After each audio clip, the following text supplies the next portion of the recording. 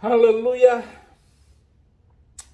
Kita berdoa Bapa di sorga, kami mau melabuhkan hati kami ke dalam Engkau. Dan biarlah kami semua boleh menikmati berkat-Mu, terutama firman-Mu ini. Engkau buat kami menjadi pelaku yang baik. Tuhan, terima kasih. Tetap berharap, dan pengharapan yang terbaik adalah dari Engkau. Haleluya. Amin. Tadi pagi saya khutbah di GSJA di Alhambra. Saya tidak rekam karena saya kesulitan waktu. Karena khutbahnya saya harus segera membuat dan mencatat khutbah itu. Ternyata sampai ketika saya naik mimbar, saya tidak kejar waktu, tetapi semua berjalan dengan baik. Khutbah-khutbah yang saya sampaikan kepada mereka terberkati. Terima kasih untuk hambanya, Pak Yupiter telah mengundang saya dalam kesempatan tadi pagi. Sekarang renungan firman yang saya sampaikan ini, apakah yang dikatakan Alkitab perihal status manusia? Terambil dari Roma 7 ayat 1-18. Apakah kamu tidak tahu, saudara-saudara, sebab aku berbicara kepada mereka yang mengetahui hukum, bahwa hukum berkuasa atas seseorang selama orang itu hidup. Sebab seorang istri terikat oleh hukum kepada suaminya selama suaminya itu hidup. Akan tetapi apabila suaminya itu mati, bebaslah ia dari hukum yang mengikat kepada suaminya. Jadi selama suaminya hidup, ia dianggap berzina kalau ia menjadi istri laki-laki lain. Tetapi jika suami yang telah mati, ia bebas dari hukum, sehingga ia bukanlah berzina kalau ia menjadi istri laki-laki lain. Sebab itu, saudara-saudara, Sebab itu, saudara-saudaraku, kamu juga telah mati bagi hukum Taurat oleh tubuh Kristus, supaya kamu menjadi milik orang lain, yaitu milik Dia, Yesus Kristus, yang telah dibangkitkan dari antara orang mati, agar kita berbuah bagi Allah. Sebab waktu kita masih hidup di dalam daging hawa nafsu dosa, yang dirangsang oleh hukum Taurat bekerja dalam anggota-anggota tubuh kita, agar kita berbuah bagi maut. Tetapi sekarang kita telah dibebaskan dari hukum Taurat, sebab kita telah mati bagi Dia yang mengurung kita, sehingga kita sekarang melayani dalam keadaan baru menurut roh, dan bukan dalam keadaan lama menurut huruf hukum Taurat. Jika demikian, apakah yang hendak kita katakan? Apakah hukum Taurat itu berdosa? Sekali-kali tidak. Sebaliknya, justru oleh hukum Taurat kita telah mengenal dosa, karena itu juga kita tidak tahu apa itu keinginan. Kalau hukum Taurat tidak mengatakan, jangan mengingini. Tetapi dalam perintah itu dosa mendapat kesempatan untuk membangkitkan di dalam diri rupa-rupa keinginan. Sebab tanpa hukum Taurat dosa mati. Dahulu aku hidup tanpa hukum Taurat. Akan tetapi sesudah datang perintah itu, dosa mulai hidup. Sebaliknya aku mati, dan perintah yang seharusnya membawa kepada hidup ternyata bagiku justru membawa kepada kematian. Jadi hukum itu membawa kematian.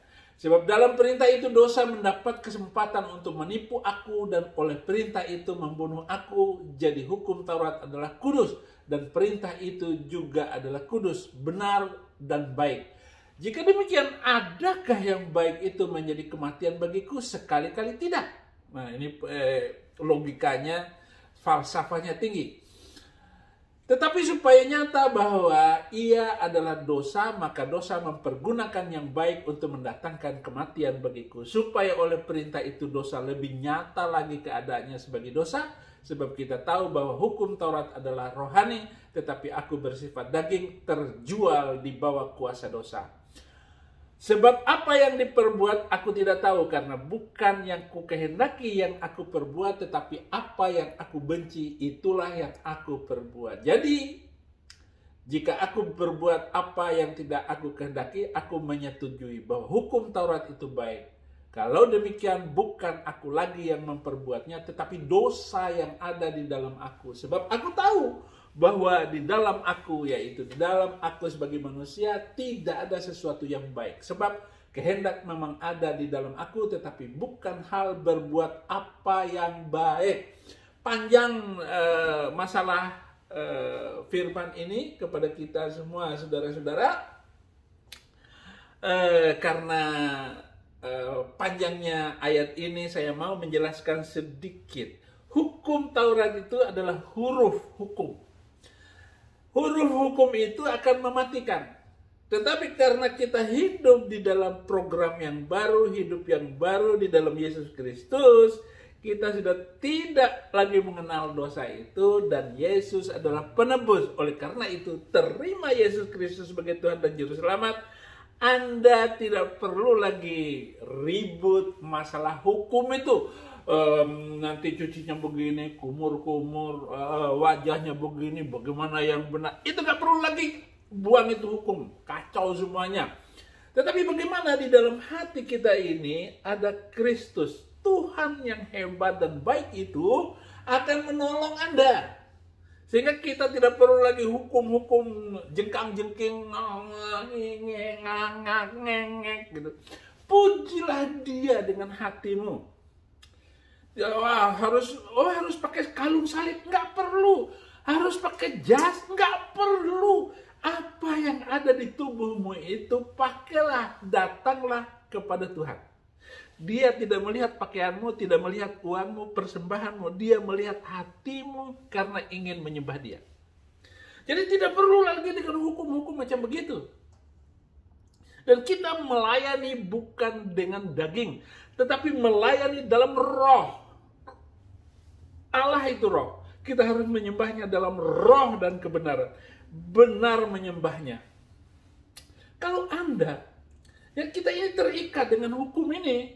Gara-gara hukum ini, kita terikat dengan dosa. Sehingga kalau kita ini, setelah kita, dosanya begini, lalu kita melakukannya. Ya, itulah dosa. Dan hukum Taurat itu memang kudus. Tetapi karena kita telah mengenal Kristus, itu lebih daripada undang-undangnya. Tertulis berzina, ya.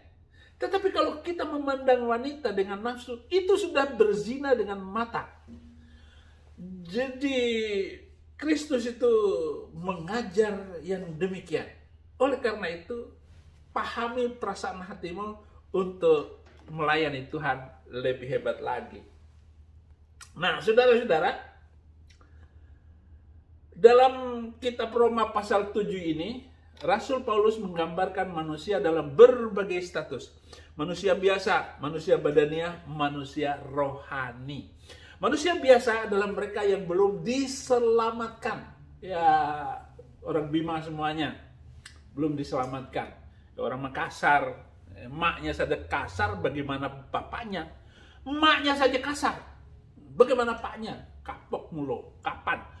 Manusia biasa adalah mereka yang belum diselamatkan. Manusia yang tidak dapat bertumbuh lebih daripada yang dipahami. Jadi susah manusia kayak begini. Manusia badaniah, manusia yang berbadan, adalah manusia yang telah diselamatkan namun masih dikuasai oleh dosa dalam keinginan daging. Saya ulangi lagi, manusia badaniah adalah manusia yang telah diselamatkan namun masih dikuasai oleh dosa dan segala keinginan daging. Jadi saudara-saudara paham gak sih maksud ini? Ya, kalau saudara kita muslim susah ngerti, kagak bakal. Kenapa? Karena mereka tidak memiliki Roh Kudus. Sepintar apapun Amin Rais, ya kemampuannya cuma begitu. Hanya ngomong, kritik ijazah Jokowi. Yang penting kerjanya. Gak usah pakai hukum-hukum ijazah itu. Nah, kalau nggak usah pakai ijazah untuk menjadi gubernur itu, nggak perlu. Yang penting dia kerja bagus. bagus kerjanya. Apalah Anies doktor apa, nggak bisa kerja. Yang diperlukan itu orang pandai bekerja dan menyelesaikan solusi kesulitan hidup masyarakat. Mereka aman makan. 4 bulan ke depan beras ada. Wa amanahum min khauf, kata Quran. Dan rasa aman dari ketakutan. Jadi jangan sampai ada orang siang malam 24 jam itu ketakutan untuk keluar rumahnya. Dia pergi jalan kemana-mana. Nyaman semuanya. Undang-undang lalu lintas yang oke. Itu yang penting. Amin Rais ributin masalah ijazah Jokowi. Kerja untuk menyelesaikan masalah itu lebih penting. Amin. Ini yang saya maksud. Masih dikuasai oleh daging. Ia dikuasai oleh keinginannya yang lama. Roma 6 ayat 1-2. Jika demikian, apakah yang hendak kita katakan? Bolehkah kita bertekun dalam dosa supaya semakin bertambah kasih karunia? Sekali-kali tidak. Bukankah kita telah mati bagi dosa? Bagaimanakah kita masih dapat hidup di dalamnya? Orang berdosa mati, udah mati. Harus dikuburkan. Orang yang berzina itu, undang-undang Taurat itu dilempar sampai mati. Di dalam Quran, surat ke-24, surat An-Nur, ayat 2, laki-laki yang berzina, perempuan yang berzina, deralah keduanya 100 kali dera. Itu hukum tertulis, itu hukum Taurat. Tetapi hukum kasih melepaskan itu semuanya. Jadi walaupun istri kamu itu selingkuh, kamu harus bisa memaafkannya. Karena hukum ini adalah hukum kasih, hukum Kristus. Hukum tertulis itu mematikan, hukum kasih menghidupkan. Selanjutnya manusia rohani adalah orang yang hidupnya dipenuhi dan dituntun oleh Roh Kudus. Roma 8 ayat 14, semua orang yang dipimpin Roh Allah adalah anak Allah. Hanya Roh Kudus yang mampu mengubah orang Kristen menjadi manusia rohani. Saya ulangin, hanya Roh Kudus yang mampu mengubah orang Kristen menjadi manusia rohani.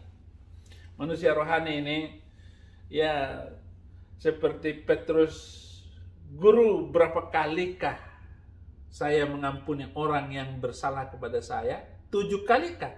Yesus bilang 70 kali 7 kali. Ampuni dan maafkan orang yang bersalah kepada kita. Baru istri berzina ataupun selingkuh, wah ributnya sedunia. Enggak. Saudara-saudara, inilah 3 status manusia yang digambarkan oleh Paulus kepada jemaat Tuhan di kota Roma. Yang pertama, manusia rohani. Roma 7 ayat 1-6, manusia rohani adalah mereka yang bebas dari hukum Taurat. Roma 7 ayat 21-6, demikianlah aku dapati hukum ini jika aku menghendaki berbuat apa yang baik. Yang jahat itu yang ada padaku. Maunya baik, tetapi kejahatan itu ada di dalam hidup kita.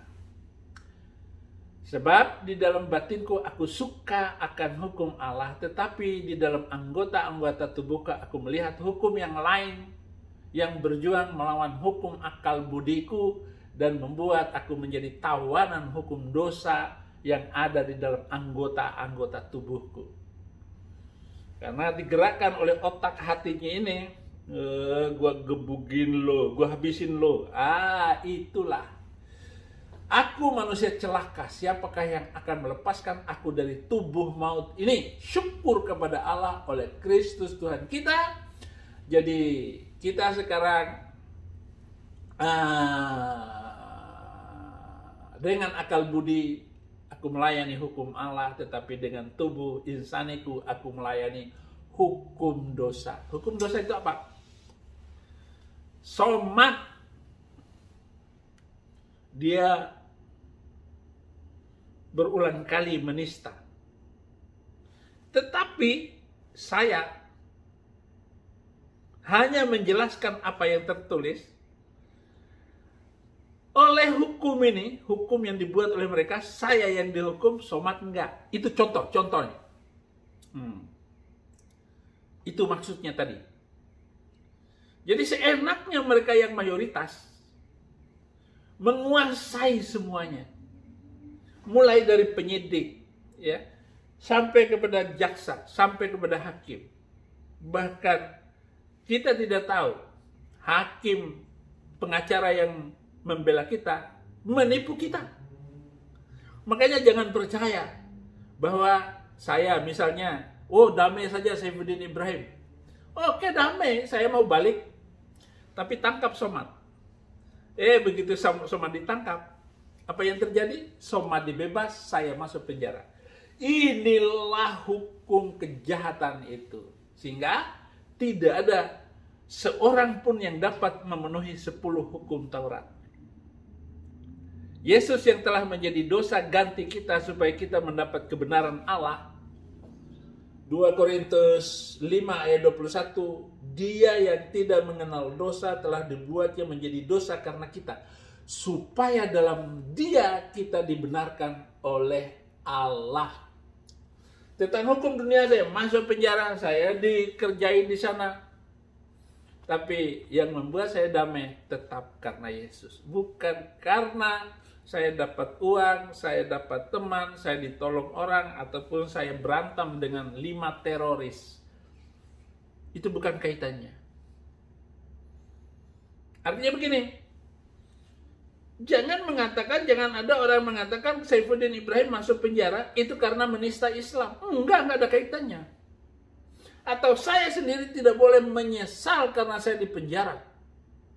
Justru saya bersyukur. Karena penjara, saya mengenal kebaikan Tuhan. Amin. Nah, itu caranya. Tidak ada lagi hukuman bagi manusia rohani. Jadi manusia rohani ini, saudara-saudara, begini. Manusia rohani itu, ya, cukup dengan bau makanan tetangga sudah kenyang. Ayo, kira-kira bagaimana itu pendapat saya itu? Kira-kira begitu. Tapi karena kita masih ada daging, ya kita perlulah makan fisiknya itu. Roma 8 ayat 1, demikianlah sekarang tidak ada penghukuman bagi mereka yang ada di dalam Kristus Yesus. Jadi kita harus ada di dalam Yesus. Harus ada di dalam Yesus Kristus. Amin. Manusia biasa. Ini manusia biasa. Manusia biasa adalah mereka yang memberikan kesempatan kepada dosa. Jadi orang Kristen, yang disebut orang Kristen, jangan berdosa. Gitu. Bagi orang Kristen, dosa itu apa? Tahu berbuat baik tidak dilakukan, dosa. Ini tegas ini Alkitab, ini luar biasa loh. Manusia biasa adalah manusia yang dosa hidup dalam dirinya. Jadi hidup di dalam ini dosa. Keinginan-keinginan. Nanti kalau saya dapat istri kayak begini, aduh bahagianya luar biasa. Masih ada keinginan. Tetapi orang yang rohani, bukan masalah cantik, tetapi menyenangkan sama-sama kita bawa keluarga di dalam Tuhan. Itu di ayat 9. Manusia biasa adalah manusia yang ditipu oleh dosa dan membunuhnya. Ditipu oleh dosa. Lalu dia melakukan kejahatan-kejahatan yang lain. Yang ketiga, manusia badani. Roma 7 ayat 14-18. Manusia badani adalah manusia yang walaupun sudah diselamatkan tetapi terikat pada keinginan dagingnya. Saya harus punya sekian uang, sekian supaya saya beli baju, saya beli mobil kayak begitu. terikat pada keinginan daging. Itu manusia badani. Manusia badani adalah manusia yang dituntun oleh dosa dan bukan oleh Roh Kudus. Nah, ini lebih parah lagi.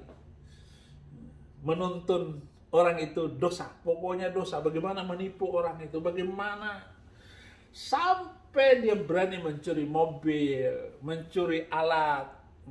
Ada tuh mobil saya yang dicuri knalpot bawahnya itu, saringannya itu.